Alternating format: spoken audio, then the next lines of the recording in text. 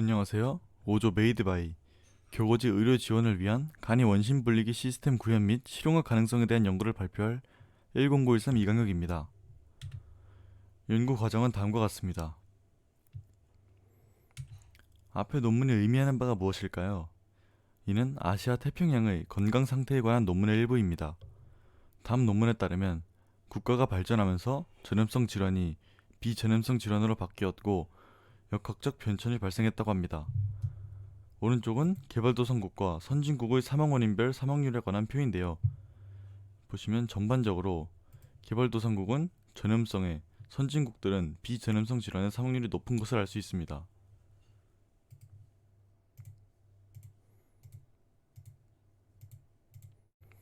우리나라와 미얀마의 사망 원인 그래프입니다. 보시면 개도국인 미얀마는 전염성 질환이 높은 반면 한국은 비전염성 질환이 높게 나온 것을 보실 수 있습니다. 선진국의 경우는 아까 서술했듯 약학적 변천이 일어났기 때문인데요.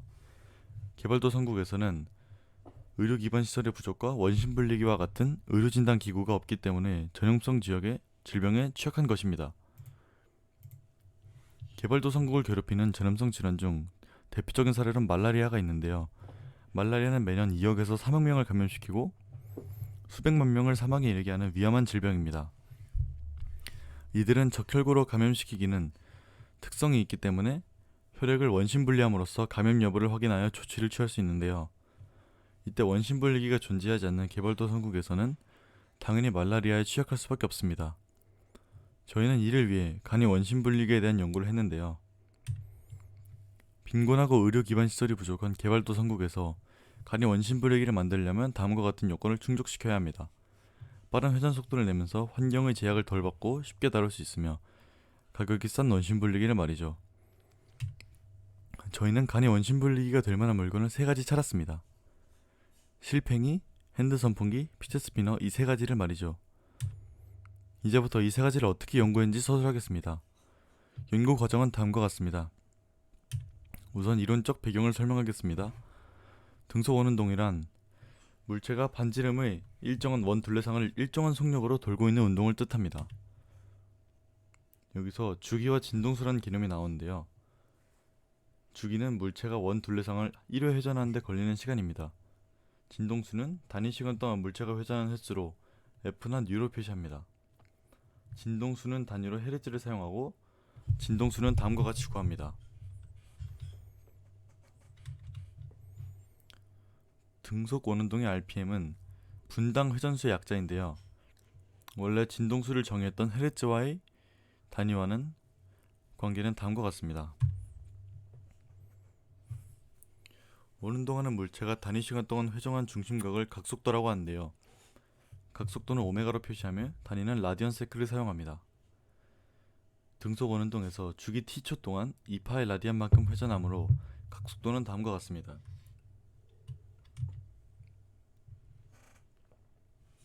등속 원운동에서 선 속도는 벡터량이며 벡터량인 만큼 크기가 일정하고 방향이 계속 바뀝니다.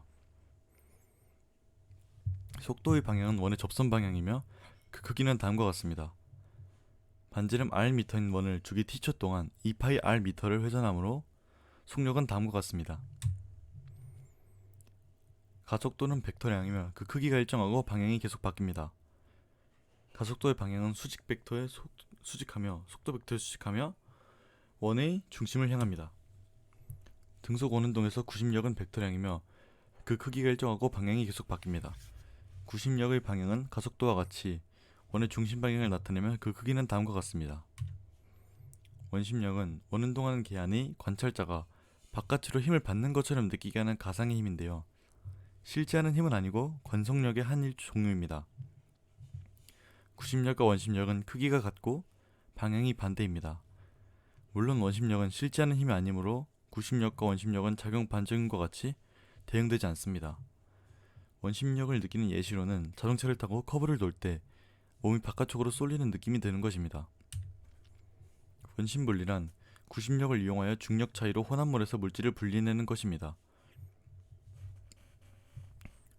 이제 아까 설명한 구심력의 공식에 따르면 구심력은 질량이 커질수록 더욱더 커지는데요. 이 질량 차로 인한 구심력 차이로 인해 인위적으로 중력을 높였을 때 질량이 큰 물질을 가라앉기 때문에 분리가 되는 것입니다. 이제 원심 분리기의 중력을 구하는 방법에 대해 서술하겠습니다. 상대적 원심력 RCF는 원심 분리가 진행되는 동안 샘플에 가해지는 힘입니다. RCF는 원심 분리기의 가속도를 이용하여 힘을 측정하며 n rpm으로 원심 분리기를 작동시킬 때 가속도 오메가는 다음과 같습니다. 따라서 이를 이용하여 RCF를 구하면 다음과 같습니다. RCF는 원심 분리기나 모터의 크기에 상관없이 구할 수 있으며 RCF는 XG 형태로 나타냅니다. 마지막으로 회전수를 측정하는 방법을 서술하겠습니다. 처음에 측정한 방법으로는 자기장을 이용하는 방법이 있습니다. 자석을 원심 분리기의 끝부분에 붙이고 원심 분리기를 돌리면 자석과 자기장 센서 간의 거리 변화로 생기는 파형의 주기를 측정하여 RPM을 측정할 수 있습니다. 하지만 실팽이의 경우 돌면서 생기는 움직임 때문에 자기장이 불규칙적으로 나오는 단점이 있습니다. 그래서 저희는 슈퍼 슬로우 모션 촬영을 이용하였는데요. 슈퍼 슬로우 모션 촬영은 초당 960프레임 수준으로 촬영하여 원심 분리기에 부착한 스티커가 한 바퀴 돌 동안의 프레임을 계산하는 방법입니다. 회전 주파수가 480Hz를 넘지 않는다면 꽤 정확한 측정이 가능합니다.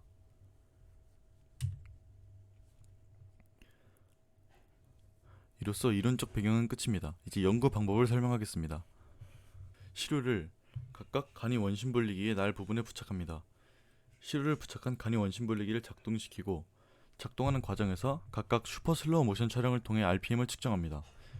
각 10분가량 작동을 하였으면 작동을 멈추고 결과를 확인하고 결과를 분석합니다.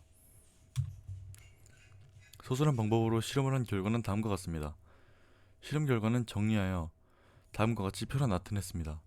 피제 스피너는 반지름이 작아 목표 RPM이 높았지만 실제 RPM은 절반도 나오지 않아 실패하였고 미니 선풍기와 실팽이는 실제 RPM이 피제 스피너에 비교하면 상당히 높게 나왔고 목표 RPM을 넘었기 때문에 성공하였습니다. 하지만 실험 과정에서 어느 정도 오차가 발생하기도 하였는데요. 1번에서 나타내듯 이론적으로 생각했던 것과 같이 실험 결과가 나오긴 하였지만 질량을 G 소수점 단위까지 그램 소수점 단위까지 구하지 못하여 생기는 G-force의 오차와 사진 비교 방식에서 RPM 측정 과정에서 생기는 오차가 있었습니다.